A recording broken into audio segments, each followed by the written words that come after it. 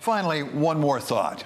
Nearly 200 years ago, in his epic Democracy in America, Alexis de Tocqueville wrote that the position of Americans is quite exceptional, and it may be believed that no democratic people will ever be placed in a similar one. This week, the United States celebrated its 248th birthday, still trying to live up to that potential. Jane Hartley, the U.S. ambassador to the Court of St. James at her annual 4th of July celebration in central London this year, noted the irony in British elections being held on American Independence Day.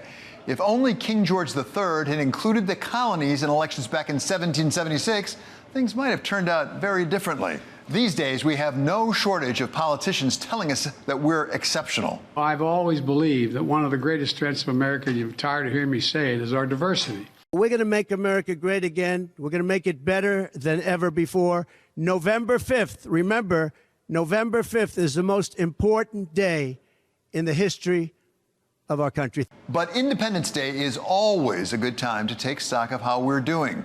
Sure, there are some ways that the United States is different from much or all of the rest of the world, like, for example, in the constant barrage of TV ads for pricey prescription drugs, up to and including the latest craze of shots to help us all lose weight. And America certainly has distinguished itself by demonstrating every 4th of July ways to put on the weight we need to take off, like by holding contests to see how many hot dogs we can eat. Though this year, the perennial Coney Island favorite Joey Chestnut was disqualified by cheating on the traditional hot dog with a plant-based alternative. But there are other, more important ways in which the United States continues to lead, as in its having more developed, deeper capital markets than anywhere else.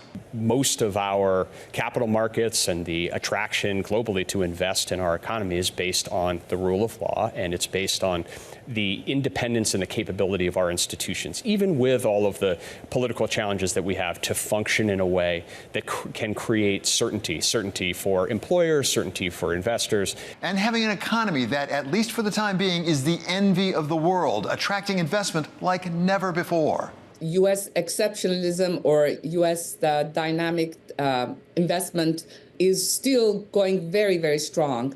That's really for no reason except we have great innovation in the U.S., we have great technology, AI, and then, of course, rule of law when it comes to financial markets. And there is one other way that the United States continues to be exceptional, one that sometimes may seem like a problem, but that actually signals a strength. Everyone wants to come here, sometimes against the law, providing a constant source of political conflict and burdens on our cities. It looks like we have substantially increased immigration right now. But much of the immigration recently has been entirely legal and has helped spur our economic growth while controlling wages. Immigration is good, but a rational immigration policy would be better. One of those who came to the United States to pursue his dreams was the late, great Peter Jennings, for many years anchor of ABC World News Tonight. Peter was proud of being a Canadian, and some questioned whether so much of America should be getting its news every night from a foreigner. Peter and I became quite close during our time working together at ABC News, including through his marathon anchoring of our 24-hour Millennium program, and then his nonstop 9/11 coverage. We shared the same birthday and each year would exchange gifts. One day, he came to my office with my gift that year and told me with tears in his eyes that he had just become a U.S. citizen. Peter never hesitated to question and even criticize his adopted country. He saw the ways in which we fell short, but he never lost sight of the potential for exceptionalism that de Tocqueville had seen.